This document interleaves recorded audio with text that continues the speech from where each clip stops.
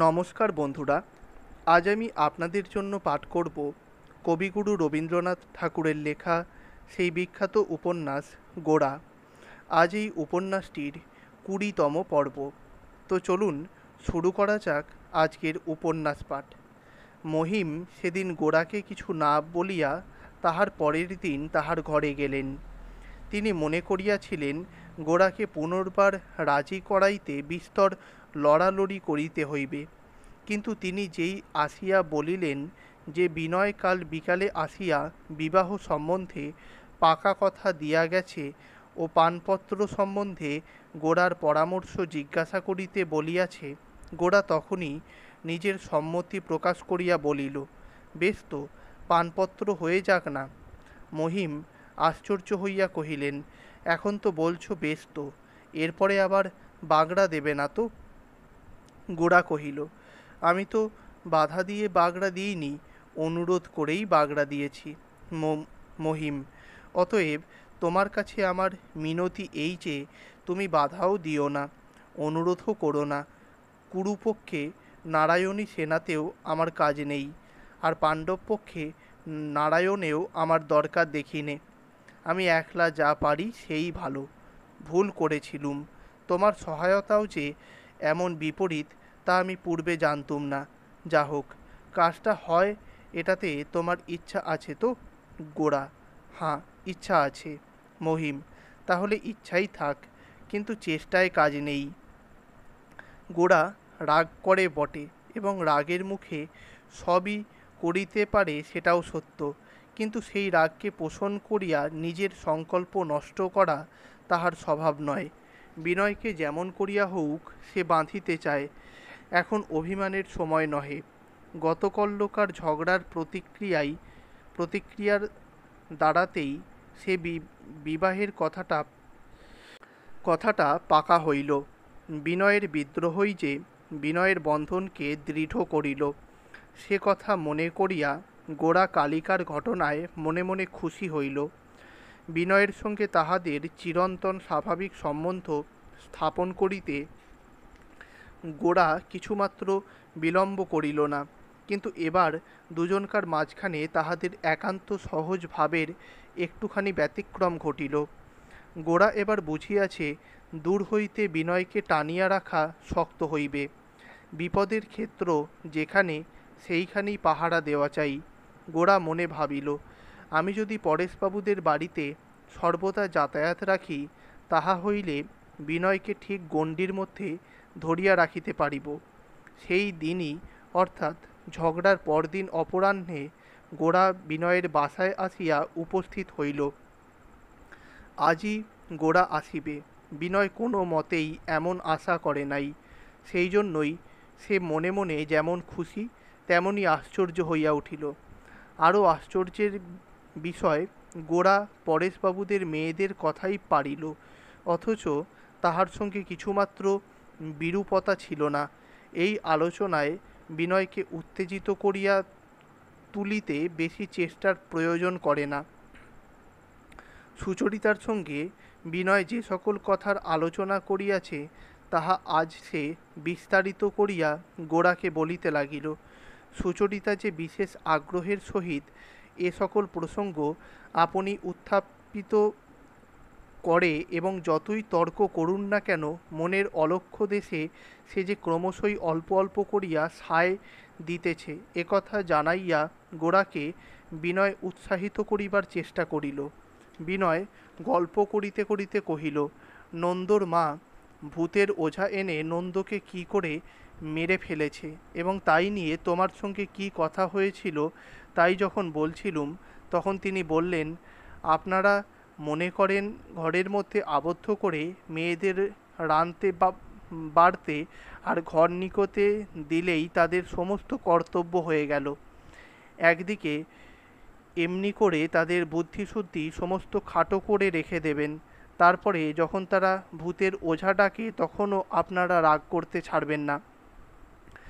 যাদের পক্ষে দুটি একটি পরিবারের মধ্যেই সমস্ত বিশ্বজগৎ, তারা কখনোই সম্পূর্ণ মানুষ হতে পারে না, এবং তারা মানুষ না হলেই পুরুষের সমস্ত বড় কাজকে নষ্ট করে অসম্পূর্ণ করে পুরুষকে তারা নিচের দিকে ভারাক্রান্ত করে নিজেদের দুর্গতির শোধ তুলবেই।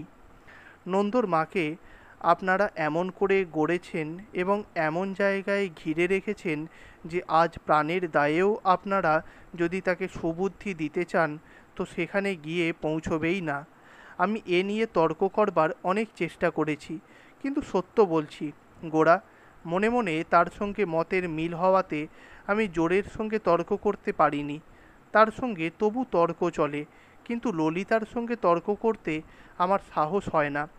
ললিতা যখন ভ্রু তুলে বললেন, আপনারা মনে করেন জগতের কাজ আপনারা করবেন আর আপনাদের কাজ আমরা করব, সেটি হবার জো নেই। জগতের কাজ হয় আমরাও চালাবো, নয় আমরা বোঝা হয়ে থাকব।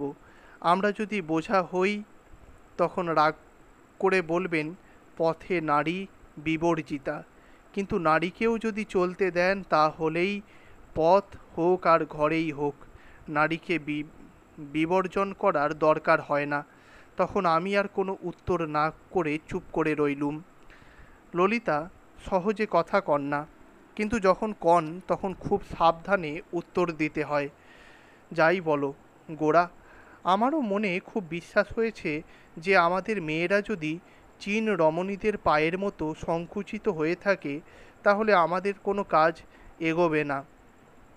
গোরা, মেয়েদের শিক্ষা দেওয়া হবে না এমন কথা তো আমি কোনোদিন বলিনে। বিনয়, চারুপাঠ তৃতীয় ভাগ পড়লেই বুঝি শিক্ষা দেওয়া হয়? গোরা, আচ্ছা, এবার থেকে বিনয়বোধ প্রথম ভাগ ধরানো যাবে। সেদিন দুই বন্ধুতে ঘুরিয়া ফিরিয়া কেবলই পরেশবাবুর মেয়েদের কথা হইতে হইতে রাত হইয়া গেল।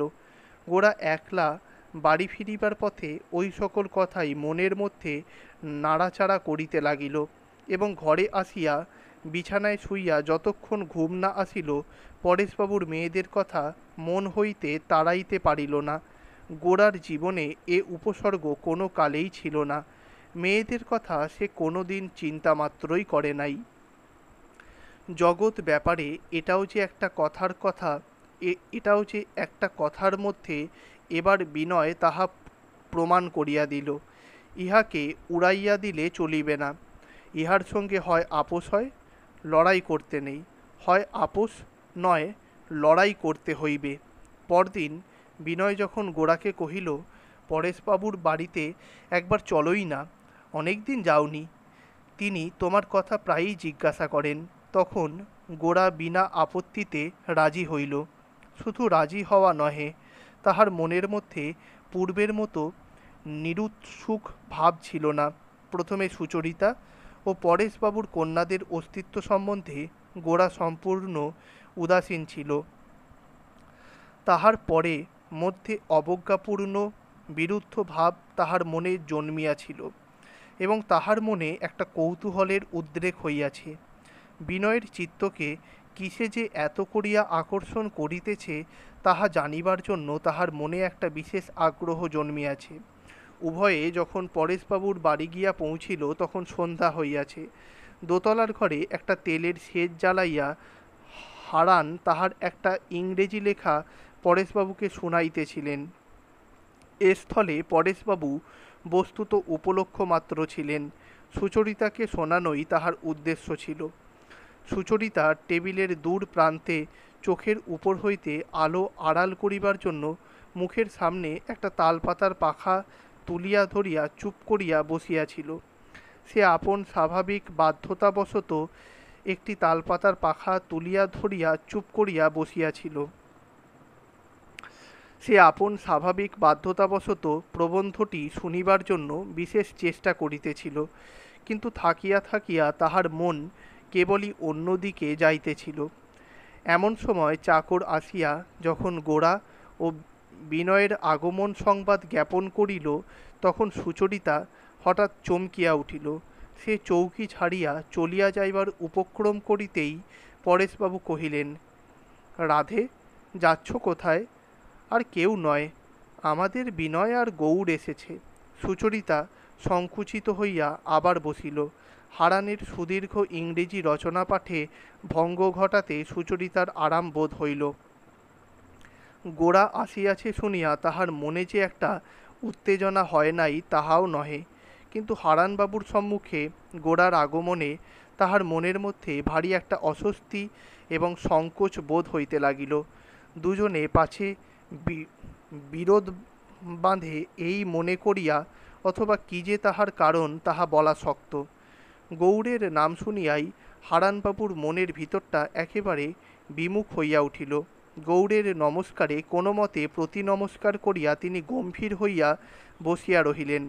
হারানকে দেখিবা মাত্র গোরার সংগ্রাম করিবার প্রবৃত্তি সশস্ত্রে উদ্যত হইয়া উঠিল। বরদা সুন্দরী তাহার ৩ মেয়েকে লইয়া নিমন্ত্রণে গিয়াছিলেন। কথা ছিল সন্ধ্যার সময় পরেশবাবু গিয়া তাহাদিগকে ফিরাইয়া আনিবেন। পরেশবাবুর যাইবার সময় হইয়াছে। এমন সময় গোরা ও বিনয় আসিয়া পড়াতে তাহার বাধা পড়িল, কিন্তু আর বিলম্ব করা উচিত হইবে না জানিয়া তিনি হারান ও সুচরিতাকে কানে কানে বলিয়া গেলেন, তোমরা এদের নিয়ে একটু বসো, আমি যত শীঘ্র পারি ফিরে আসছি। দেখিতে দেখিতে গোরা এবং হারানবাবুর মধ্যে তুমুল তর্ক বাঁধিয়া গেল। যে প্রসঙ্গ লইয়া তর্ক তাহা এই, কলিকাতার অনতি দূরবর্তী কোনো জেলার ম্যাজিস্ট্রেট ব্রাউনলো সাহেবের সহিত ঢাকায় থাকিতে পরেশবাবুদের আলাপ হইয়াছিল। পরেশবাবুর স্ত্রীকন্যার অন্তঃপুর হইতে বাহির হইতেন বলিয়া সাহেব এবং তাহার স্ত্রী ইহাদিগকে বিশেষ খাতির করিতেন। সাহেব তাহার জন্মদিনে প্রতি বৎসরে কৃষি প্রদর্শনী মেলা করিয়া থাকেন। এবারে বরদা সুন্দরী ব্রাউনলো সাহেবের স্ত্রীর সহিত দেখা করিবার সময় ইংরেজি কাব্যসাহিত্য প্রভৃতিতে নিজের কন্যাদের বিশেষ পারদর্শিতার কথা উত্থাপন করাতে মেম সাহেব সহসা কহিলেন, এবার মেলায় লেফটেন্যান্ট গভর্নর সস্ত্রীক আসিবেন। আপনার মেয়েরা যদি তাদের সম্মুখে একটা ছোটোখাটো ইংরেজি কাব্যনাট্য অভিনয় করেন তো বড় ভালো হয়। এই প্রস্তাবে বরদা সুন্দরী অত্যন্ত উৎসাহিত হইয়া উঠিয়াছেন। আজ তিনি মেয়েদের রিহার্সাল দেওয়াইবার জন্যই কোনো বন্ধুর বাড়িতে লইয়া গিয়াছেন। এই মেলায় গোরার উপস্থিত থাকা সম্ভবপর হইবে কিনা জিজ্ঞাসা করায় গোরা কিছু অনাবশ্যক উগ্রতার সহিত বলিয়াছিল, না, এই প্রসঙ্গে এদেশে ইংরেজ বাঙালির সম্বন্ধ ও পরস্পর সামাজিক সম্মিলনের বাধা লইয়া দুই তরফে রীতিমতো বিতণ্ডা উপস্থিত হইল। হারান কহিলেন, বাঙালিরই দোষ, আমাদের এত কুসংস্কার ও কুপ্রথা যে আমরা ইংরেজের সঙ্গে মেলবার যোগ্যই নই। গোরা কহিল, যদি তাই সত্য হয় তবে সেই অযোগ্যতা সত্ত্বেও ইংরেজের সঙ্গে মেলবার জন্য লালায়িত হয়ে বেড়ানো আমাদের পক্ষে লজ্জাকর। হারান কহিলেন, কিন্তু যারা যোগ্য হয়েছেন তারা ইংরেজের কাছে যথেষ্ট সমাদর পেয়ে থাকেন, যেমন এরা সকলে। গোরা, একজনের সমাদরের দ্বারা অন্য সকলের অনাদরটা যেখানে বেশি করে ফুটে ওঠে সেখানে এরকম সমাদরকে আমি অপমান বলে গণ্য করি। দেখিতে দেখিতে হারানবাবু অত্যন্ত ক্রুদ্ধ হইয়া উঠিলেন এবং গোরা তাহাকে রহিয়া রহিয়া বাক্যশেলে বিদ্ধ করিতে লাগিল। দুই পক্ষে এইরূপে যখন তর্ক চলিতেছে, সুচরিতা টেবিলের প্রান্তে বসিয়া পাখার আড়াল হইতে গোরাকে এক দৃষ্টিতে লক্ষ্য করিয়া দেখিতেছিল। কি কথা হইতেছে তাহা তাহার কানে আসিতেছিল বটে, কিন্তু তাহাতে তাহার মন ছিল না।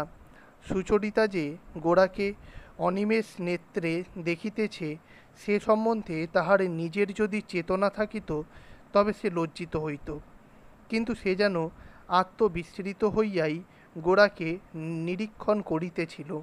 গোরা তাহার বলিষ্ঠ দুই বাহু টেবিলের উপরে রাখিয়া সম্মুখে ঝুঁকিয়া বসিয়াছিল।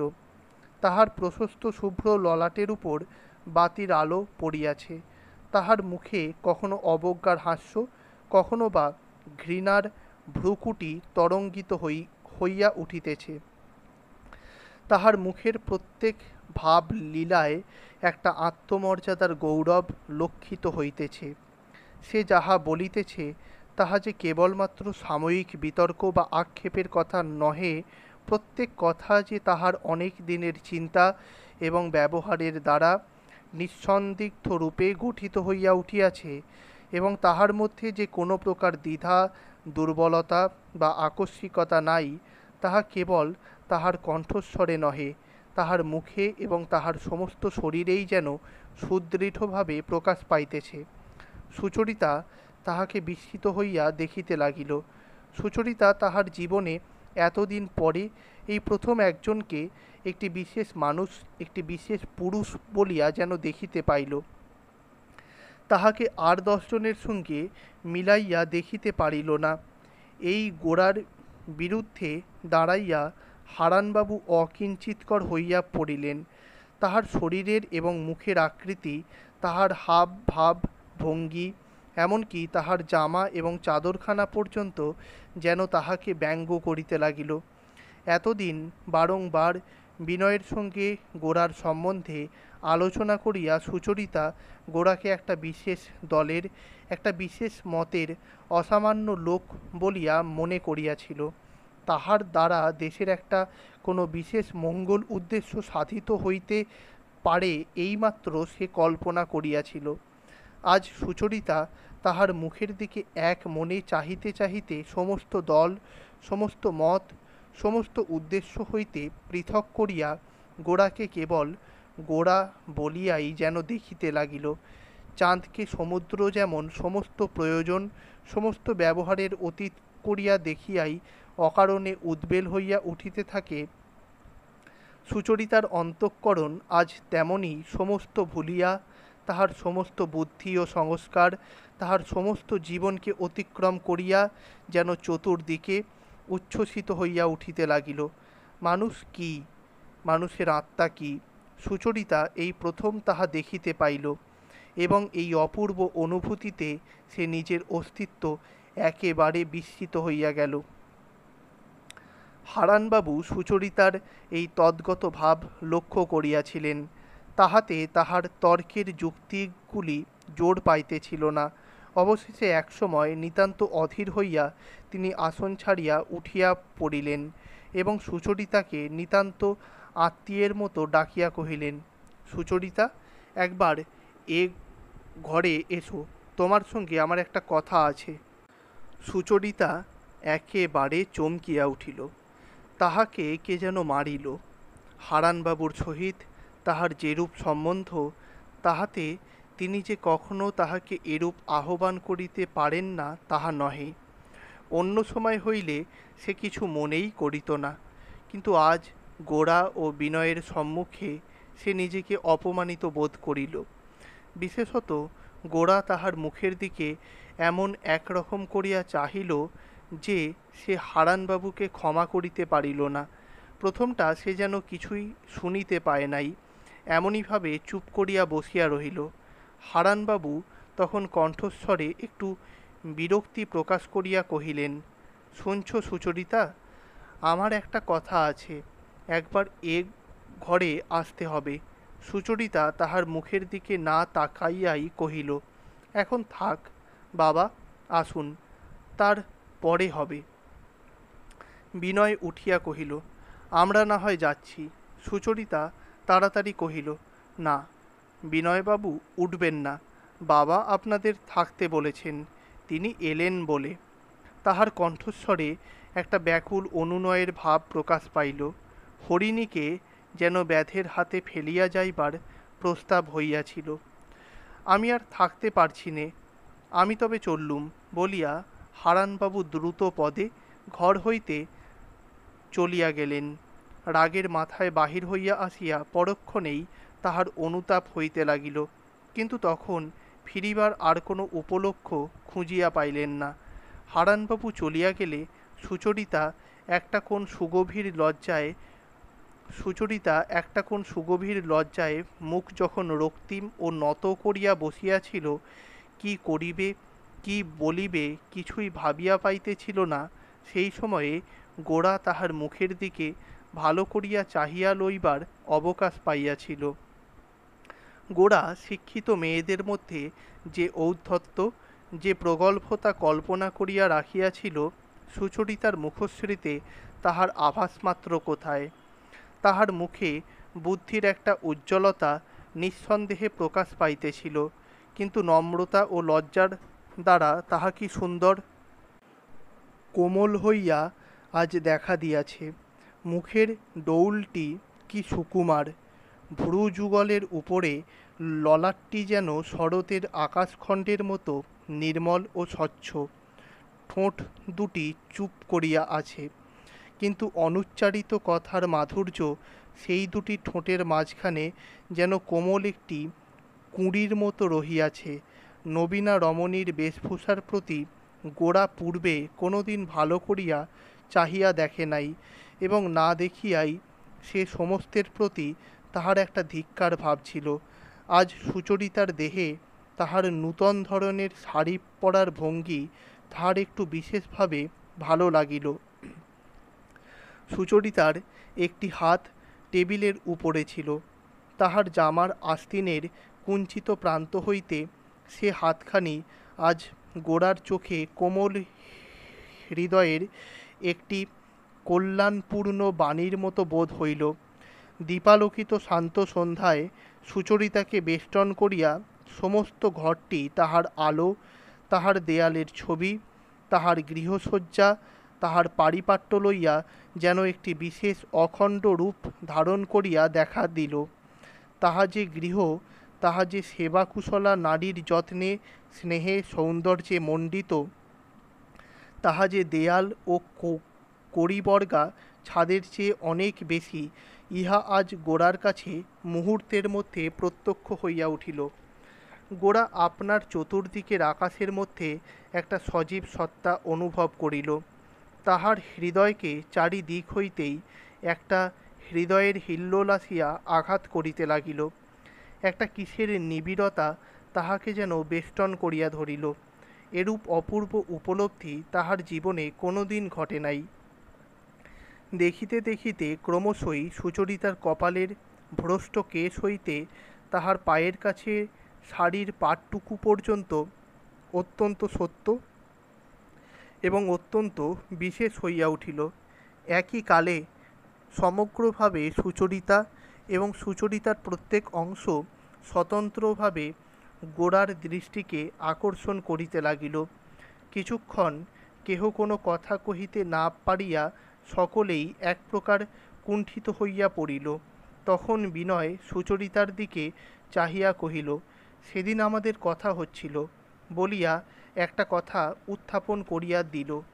সে কহিল, আপনাকে তো বলেইছি, আমার এমন একদিন ছিল যখন আমার মনে বিশ্বাস ছিল, আমাদের দেশের জন্যে, সমাজের জন্যে আমাদের কিছুই আশা করবার নেই, চিরদিনই আমরা নাবালকের মতো কাটাবো এবং ইংরেজ আমাদের অছি নিযুক্ত হয়ে থাকবে। যেখানে যা যেমন আছে সেই রকমই থেকে যাবে। ইংরেজের প্রবল শক্তি এবং সমাজের প্রবল জড়তার বিরুদ্ধে আমাদের কোথাও কোনো উপায় মাত্র নেই। আমাদের দেশের অধিকাংশ লোকেরই এই রকম মনের ভাব। এমন অবস্থায় মানুষ হয় নিজের স্বার্থ নিয়েই থাকে, নয় উদাসীনভাবে কাটায়। আমাদের দেশের মধ্যবিত্ত লোকেরা এই কারণেই চাকরির উন্নতি ছাড়া আর কোনো কথা ভাবে না। ধনী লোকেরা গভর্নমেন্টের খেতাব পেলেই জীবন সার্থক বোধ করে। আমাদের জীবনের যাত্রাপথটা অল্প একটু দূরে গিয়েই বাস ঠেকে যায়। সুতরাং সুদূর উদ্দেশ্যের কল্পনাও আমাদের মাথায় আসে না, আর তার পাথেয় সংগ্রহও অনাবশ্যক বলে মনে করি। আমি একসময় ঠিক করেছিলুম গোরার বাবাকে মুরব্বি ধরে একটা চাকরির জোগাড় করে নেব। এমন সময় গোরা আমাকে বললে, না, গভর্নমেন্টের চাকরি তুমি কোনো মতেই করতে পারবে না। গোরা এই কথায় সুচরিতার মুখে একটুখানি বিস্ময়ের আভাস দেখিয়া কহিল, আপনি মনে করবেন না গভর্নমেন্টের উপরে রাগ করে আমি এমন কথা বলছি।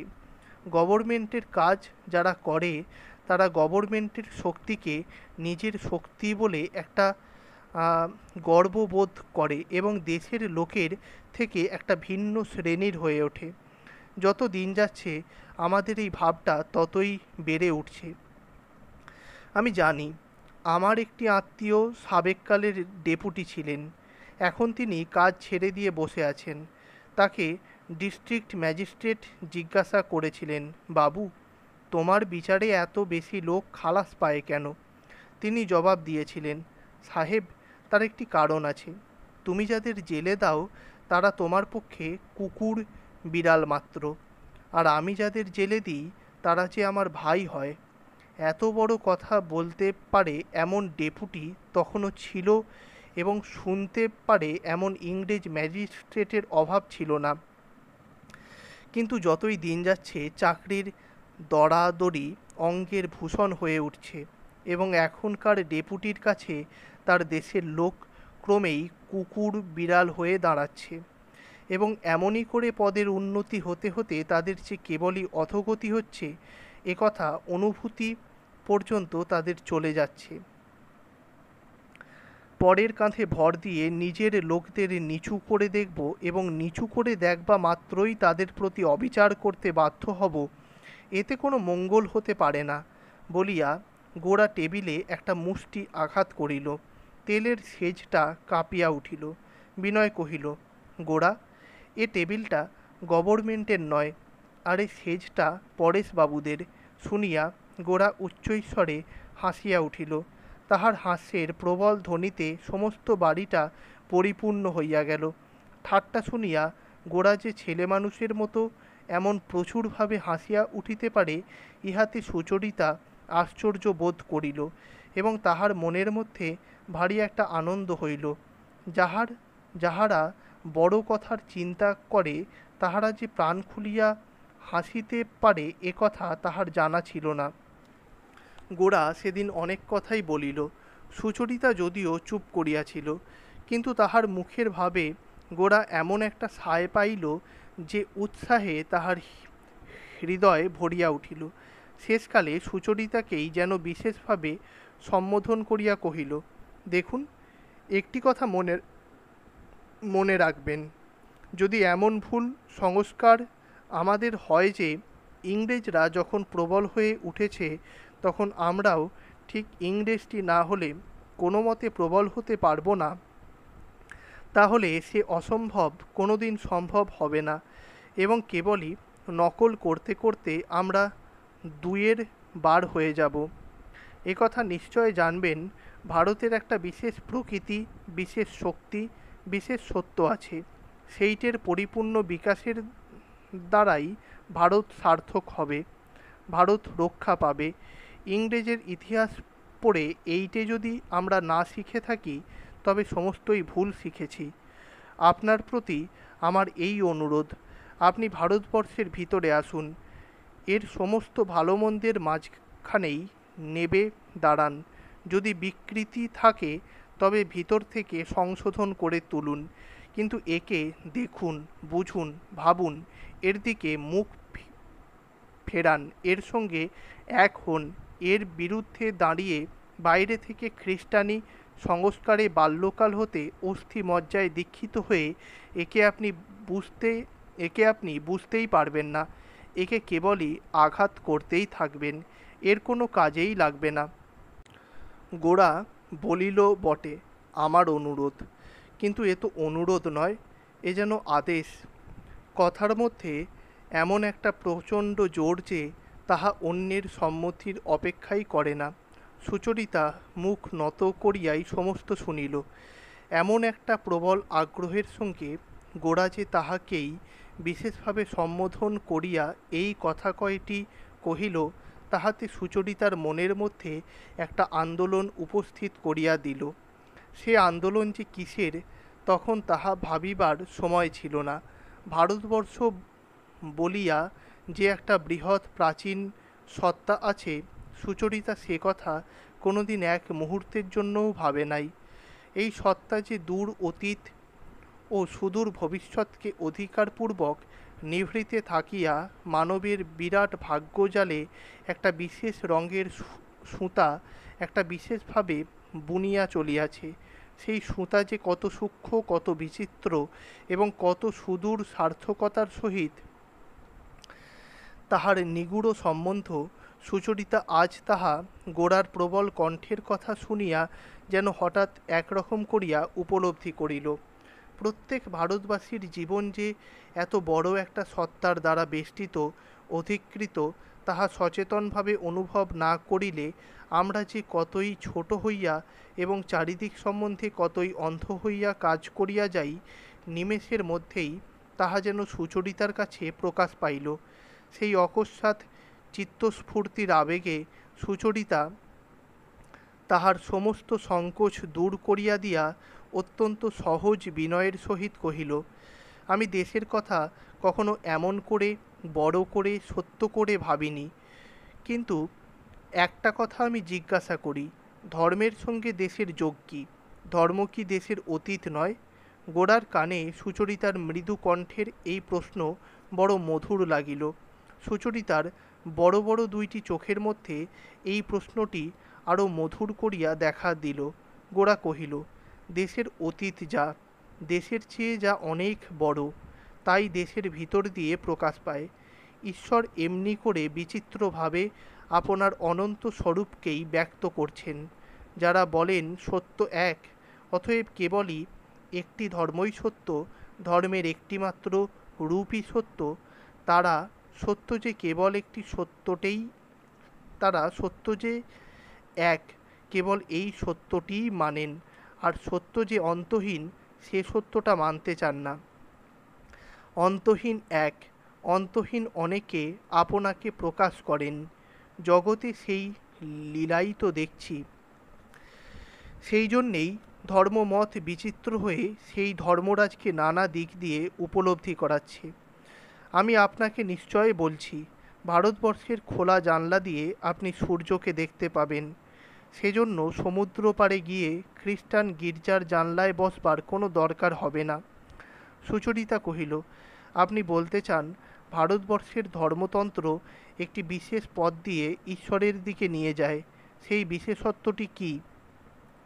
গোরা কহিল, সেটা হচ্ছে এই যে ব্রহ্ম যিনি নির্বিশেষ, তিনি বিশেষের মধ্যেই ব্যক্ত, কিন্তু তার বিশেষের শেষ নেই।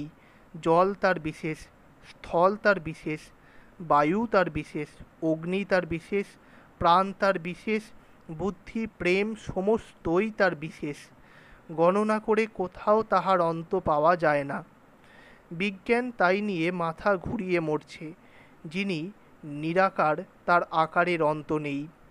হ্রস্ব দীর্ঘ স্থূল সূক্ষ্মের অনন্ত প্রবাহই তার। যিনি অনন্ত বিশেষ, তিনিই নির্বিশেষ। যিনি অনন্ত রূপ, তিনিই অরূপ। অন্যান্য দেশে ঈশ্বরকে ন্যূনাধিক পরিমাণে কোনো একটিমাত্র বিশেষের মধ্যে বাঁধতে চেষ্টা করেছে। ভারতবর্ষেও ঈশ্বরকে বিশেষের মধ্যে দেখবার চেষ্টা আছে বটে, কিন্তু সেই বিশেষকেই ভারতবর্ষ একমাত্র ও চূড়ান্ত বলে গণ্য করে না। ঈশ্বর যে সেই বিশেষকেও অনন্ত গুণে অতিক্রম করে আছেন, এ কথা ভারতবর্ষের কোনো ভক্ত কোনোদিন অস্বীকার করেন না। সুচরিতা কহিল, জ্ঞানী করেন না, কিন্তু অজ্ঞানী? গোরা কহিল, আমি তো পূর্বেই বলেছি, অজ্ঞানী সকল দেশেই সকল সত্যকেই বিকৃত করবে। সুচরিতা কহিল, কিন্তু আমাদের দেশে সেই বিকার কি বেশি দূর পর্যন্ত পৌঁছয়নি? গোরা কহিল, তা হতে পারে, কিন্তু তার কারণ ধর্মের স্থূল ও সূক্ষ্ম, অন্তর ও বাহির, শরীর ও আত্মা, এই দুটো অঙ্গকেই ভারতবর্ষ পূর্ণভাবে স্বীকার করতে চায় বলেই যারা সূক্ষ্মকে গ্রহণ করতে পারে না, তারা স্থূলটাকেই নেয়, এবং অজ্ঞানের দ্বারা সেই স্থূলের মধ্যে নানা অদ্ভুত বিকার ঘটতে থাকে। কিন্তু যিনি রূপেও সত্য, অরূপেও সত্য, স্থূলেও সত্য, সূক্ষ্মেও সত্য, ধ্যানেও সত্য, প্রত্যক্ষেও সত্য, তাকে ভারতবর্ষ সর্বতোভাবে দেহে মনে কর্মে উপলব্ধি করবার যে আশ্চর্য বিচিত্র ও প্রকাণ্ড চেষ্টা করেছে, তাকে আমরা মূঢ়ের মতো অশ্রদ্ধা করে ইউরোপের অষ্টাদশ শতাব্দীর নাস্তিকতায় আস্তিকতায় মিশ্রিত একটা সংকীর্ণ নীরস অঙ্গহীন ধর্মকেই একমাত্র ধর্ম বলে গ্রহণ করব, এ হতেই পারে না। আমি যা বলছি তা আপনাদের অশৈশবের সংস্কারবশত ভালো করে বুঝতেই পারবেন না, মনে করবেন এ লোকটার ইংরেজি শিখেও শিক্ষার কোনো ফল হয়নি। কিন্তু ভারতবর্ষের সত্য প্রকৃত ও সত্য সাধনার প্রতি যদি আপনার কোনো দিন শ্রদ্ধা জন্মে, ভারতবর্ষ নিজেকে সহস্র বাধা ও বিকৃতির ভিতর দিয়েও যেরকম করে প্রকাশ করছে, সেই প্রকাশের গভীর অভ্যন্তরে যদি প্রবেশ করতে পারেন, তাহলে তাহলে কি আর বলবো, আপনার ভারতবর্ষীয় স্বভাবকে শক্তিকে ফিরে পেয়ে আপনি মুক্তি লাভ করবেন। সুচরিতা অনেকক্ষণ চুপ করিয়া বসিয়া রহিয়া দেখিল। গোরা কহিল, আমাকে আপনি একটা গোঁড়া ব্যক্তি বলে মনে করবেন না। হিন্দু ধর্ম সম্বন্ধে গোঁড়া লোকেরা, বিশেষত যারা হঠাৎ নতুন গোঁড়া হয়ে উঠেছে, তারা যেভাবে কথা কয়, আমার কথা সেভাবে গ্রহণ করবেন না। ভারতবর্ষের নানা প্রকার প্রকাশে এবং বিচিত্র চেষ্টার মধ্যে আমি একটা গভীর ও বৃহৎ ঐক্য দেখতে পেয়েছি। সেই ঐক্যের আনন্দে আমি পাগল। সেই ঐক্যের আনন্দেই ভারতবর্ষের মধ্যে যারা মূঢ়তম, তাদের সঙ্গে এক দলে মিশে ধুলোয় গিয়ে বসতে আমার মনে কিছুমাত্র সংকোচ বোধ হয় না। ভারতবর্ষের এই বাণী কেউ বা বোঝে, কেউ বা বোঝে না, তা নাই হলো। আমি আমার ভারতবর্ষের সকলের সঙ্গে এক, তারা আমার সকলেই আপন। তাদের সকলের মধ্যেই চিরন্তন ভারতবর্ষের নিগূঢ় আবির্ভাব নিয়ত কাজ করছে, সে সম্বন্ধে আমার মনে কোনো সন্দেহ মাত্র নেই।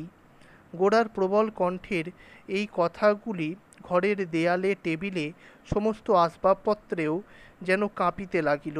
এ সমস্ত কথা সুচরিতার পক্ষে খুব স্পষ্ট বুঝিবার কথা নহে, কিন্তু অনুভূতির প্রথম অস্পষ্ট সঞ্চারেও বেগ অত্যন্ত প্রবল।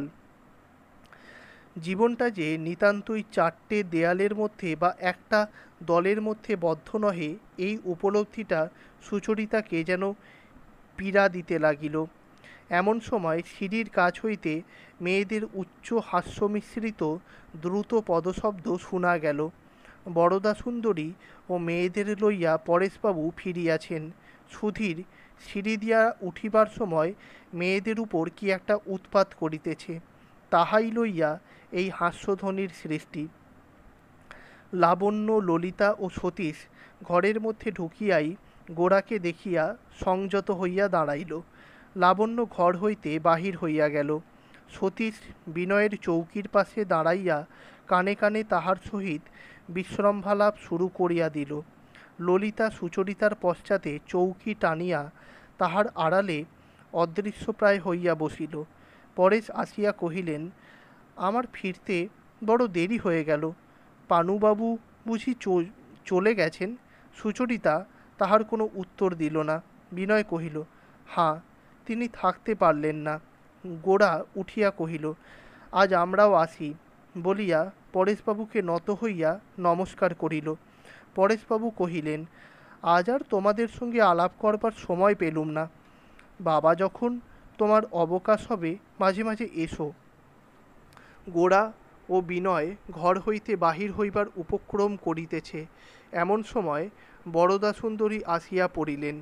উভয়ে তাহাকে নমস্কার করিল। তিনি কহিলেন, আপনারা এখনই যাচ্ছেন নাকি? গোরা কহিল, হাঁ। বরদাসুন্দরী বিনয়কে কহিলেন, কিন্তু বিনয়বাবু, আপনি যেতে পারছেন না, আপনাকে আজ খেয়ে যেতে হবে, আপনার সঙ্গে একটা কাজের কথা আছে।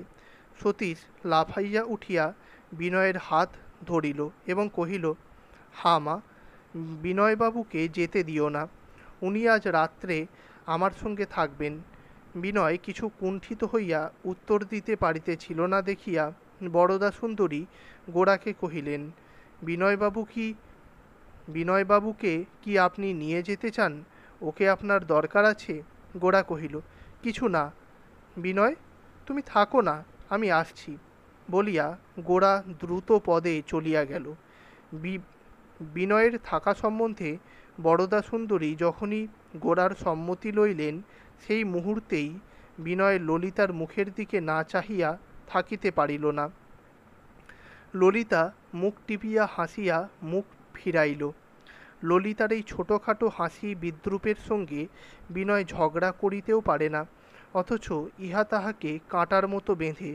বিনয় ঘরে আসিয়া বসিতেই ললিতা কহিল, বিনয়বাবু, আজ আপনি পালালেই ভালো করতেন। বিনয় কহিল, কেন? ললিতা, মা আপনাকে বিপদে ফেলবার মতলব করছেন। ম্যাজিস্ট্রেটের মেলায় যে অভিনয় হবে তাতে একজন লোক কম পড়ছে। মা আপনাকে ঠিক করেছেন। বিনয় ব্যস্ত হইয়া কহিল, কি সর্বনাশ! এ কাজ আমার দ্বারা হবে না। ললিতা হাসিয়া কহিল, সে আমি মাকে আগেই বলেছি।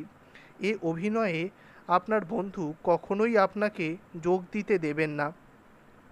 বিনয় খোঁচা খাইয়া কহিল, বন্ধুর কথা রেখে দিন, আমি 7 জন্মে কখনো অভিনয় করিনি, আমাকে কেন? ললিতা কহিল, আমরাই বুঝি জন্মজন্মান্তর অভিনয় করে আসছি। এ সময় বরদা সুন্দরী ঘরের মধ্যে আসিয়া বসিলেন। ললিতা কহিল, মা, তুমি অভিনয়ে বিনয়বাবুকে মিথ্যা ডাকছ। আগে ওর বন্ধুকে যদি রাজি করাতে পারো তাহলে। বিনয় কাতর হইয়া কহিল, বন্ধুর রাজি হওয়া নিয়ে কথাই হচ্ছে না, অভিনয় তো করলেই হয় না, আমার যে ক্ষমতাই নেই। বরদা সুন্দরী কহিলেন, সেজন্য ভাববেন না, আমরা আপনাকে শিখিয়ে ঠিক করে নিতে পারবো। ছোট ছোট মেয়েরা পারবে, আর আপনি পারবেন না? বিনয়ের উদ্ধারের আর কোনো উপায় রহিল না। তো বন্ধুরা, আজ এ পর্যন্তই। আপনারা দয়া করে চ্যানেলটি সাবস্ক্রাইব করে পাশের বেল আইকনটি প্রেস করে রাখবেন, যাতে পরবর্তী পর্বগুলি প্রকাশ করবার সাথে সাথেই আমরা আপনাদের কাছে পৌঁছে যেতে পারি। ধন্যবাদ।